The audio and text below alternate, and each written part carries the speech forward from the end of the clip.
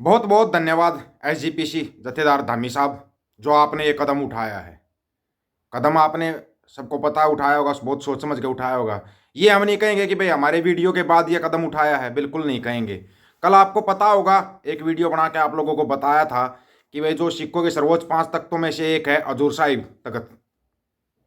हजूर साहिब एक तख्त है सर्वोच्च तख्तों में से, जिसके अंदर की महाराष्ट्र सरकार ने हजूर साहिब की 17 मेंबरी कमेटी को नए सिरे से बनाने की बात सामने आई थी, और जिसमें 1956 एक्ट को रद्द करके 2024 का एक्ट लागू करने की कोशिश की गई थी महाराष्ट्र सरकार के द्वारा।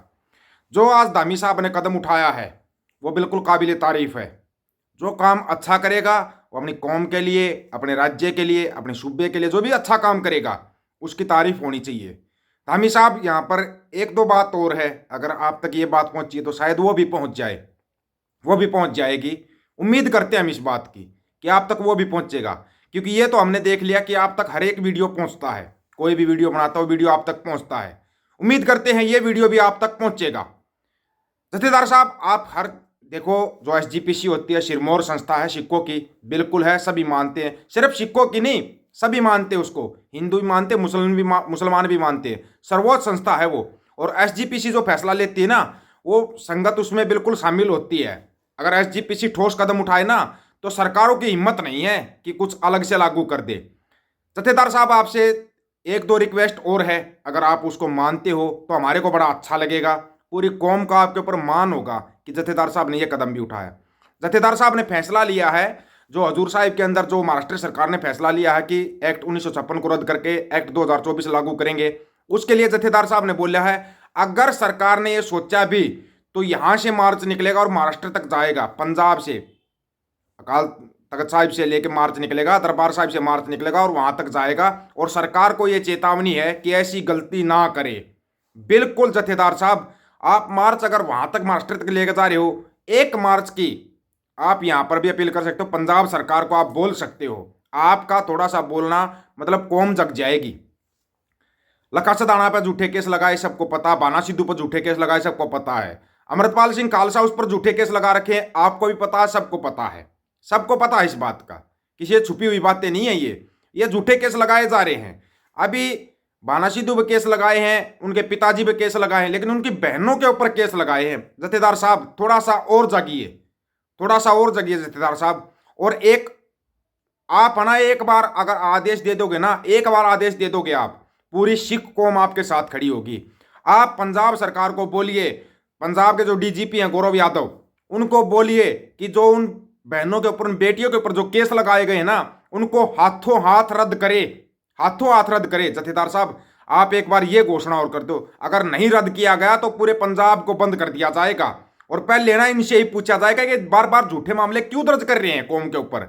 माना सिद्धू के ऊपर पूरे के पूरे झूठे केस लगा रखे हैं, सबको पता है, एक एक बच्चे को पता है। पंजाब के एक छोटे से छोटे बच्चे को भी पता कि बाना सिद्धू के ऊपर झूठे केस लगा रखे हैं। लखा सदाना पर जो पर्चे दर्ज किए जा रहे हैं वो झूठे दर्ज किए जा रहे हैं, ये भी बच्चे बच्चे को पता है। परविंदर जोटा जिसके ऊपर झूठे पर्चे दर्ज किए गए, सबको पता, क्यों बार बार रद्द होते हैं पर्चे, झूठे पर्चे रद्द किए जा रहे हैं। जथेदार साहब, थोड़ा इस तरफ भी ध्यान दीजिए, थोड़ा इस तरफ भी। अमृतपाल सिंह खालसा या दलजीत कलशी है, या भाई जो प्रधानमंत्री बाजे के, या जितने भी उनके चाचा जी जिनको डिब्रूगढ़ जेल के अंदर डाला गया है, उनके ऊपर पूरे के पूरे झूठे पर्चे बना रखे हैं। जथेदार साहब, इनके लिए आप कब बोलोगे, इसका हमारे को भी इंतजार रहेगा। आप बोले, हजूर साहिब के लिए बोले, हमारे को बड़ा अच्छा लगा। पहले ही बोला था, जो भी अच्छा काम करेगा उसके लिए बिल्कुल बोलेंगे और खुल के बोलेंगे। धामी साहब, आपने बहुत अच्छा काम किया, उसके लिए आपको दिल से धन्यवाद करते हैं, धन्यवाद करते हैं दिल से कि आप हजूर साहिब वाले मामले में, क्योंकि सबको पता है जहां दशमेश पिता गुरु गोविंद सिंह जी महाराज के बाद अपना आखिरी समय जहां पे बिताया है, और वहां पर अगर ऐसा एक्ट लागू होता है तो ये फिर पूरी सिख कौम के लिए शर्मनाक होता, पूरी सिख कौम के लिए। आपने वहां पे कदम चुका, बड़ा अच्छा लगा। अभी कौम एक चीज और चाह रही है, जो ये बार बार झूठे पर्चे दर्ज किए जा रहे हैं पंजाब के अंदर, पंजाब के युवाओं के ऊपर, थोड़ा इनके लिए भी बोलिए। उम्मीद करते हैं आप बोलोगे, उम्मीद करते हैं। और अगर चाह, अकाल पुरख ने चाहा तो जल्दी आपसे मुलाकात भी होगी, जल्दी ही मुलाकात भी होगी आपसे।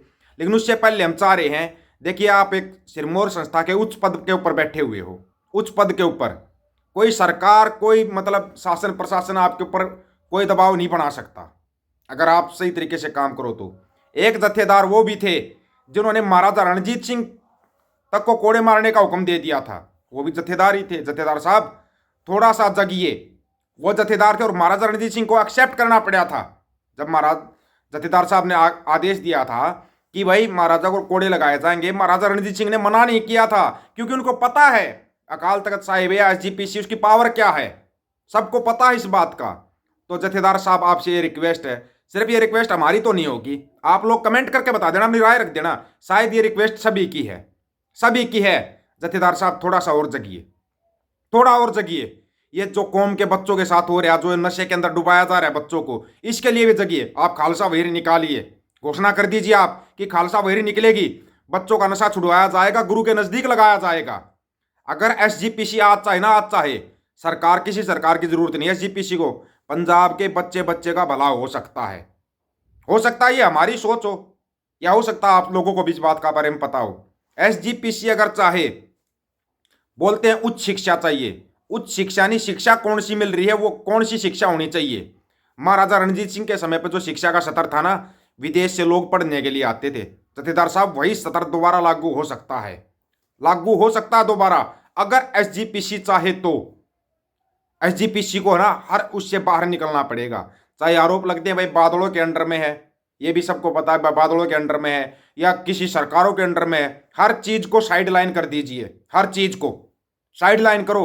और आप है ना, आप एक बार आह्वान करके देखो, आज सिख कौम का बच्चा बच्चा, सिर्फ सिख कौम का नहीं जत्थेदार साहब, अगर आप सोच रहे सिर्फ सिख कौम का, सिख कौम का नहीं, आप किसी हिंदू को भी बोलोगे ना, वो भी आपके साथ खड़ा है। लेकिन फैसला ठोस लीजिए, डिसीजन ठोस लीजिए। सबको पता है हरियाणा की जो एसजीपीसी जो अलग की गई थी, उसके चुनाव का ऐलान हो चुका है, चुनाव का ऐलान हो चुका है। लेकिन अगर आप ठोस कदम उठाओगे ना, यही हरियाणा की एसजीपीसी वापस शामिल हो जाएगी, अपनी जो मेन एसजीपीसी है इसके अंदर शामिल हो जाएगी, अलग नहीं रहेगी ये।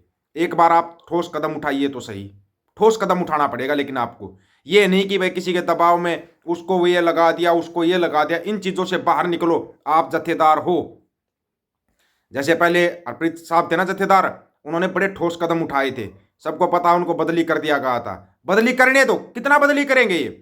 अगर एसजीपीसी अपने उस पर आ जाए ना, कौन माई का लाल बदली कर सकता, उसको कोई बदली नहीं कर सकता। एसजीपीसी का जत्थेदार कोई छोटी चीज नहीं होता, सिरमौर संस्था है ये सिखों की, ये आपको याद रखना पड़ेगा। उसके आधार पर आप चलते हो, बड़ा अच्छा लगेगा, और भी ज्यादा अच्छा लगेगा अगर आप उसके आधार पर चलोगे तो। अच्छा लगा जो आज आपने ऐलान किया है कि यहाँ से दरबार साहिब से मार्च निकलेगा और वहाँ महाराष्ट्र तक जाएगा मार्च निकल के, बड़ा अच्छा लगा। इसका बहुत असर पड़ेगा महाराष्ट्र सरकार के ऊपर। जो महाराष्ट्र सरकार जो लागू करना चाहती है ना हजूर साहिब के ऊपर, वो नहीं लागू होगा, ये सबको पता है। ये सिख कौम है ना, वो कौम है जिसके ऊपर ना, चाहे वो हिंदू है, चाहे मुसलमान है, चाहे ईसाई, सबकी नजरें रहती हैं कि अगर कोई बचाने वाला है तो वो सिख है, सिख ही है। थोड़ा और कीजिए जत्थेदार साहब, आपसे रिक्वेस्ट है, हाथ जोड़कर रिक्वेस्ट है, थोड़ा और जगिए। इनके बारे में भी बोलिए, जो ये बार बार झूठे पर्चे दर्ज किए जा रहे हैं ना, इनके बारे में बोलिए। इसके बारे में आप लोगों की क्या राय है, कमेंट करके अपनी राय जरूर रखना दोस्तों, आपकी राय का इंतजार रहेगा। सभी साथियों को राम राम, नमस्कार, आदाब, सत श्री अकाल।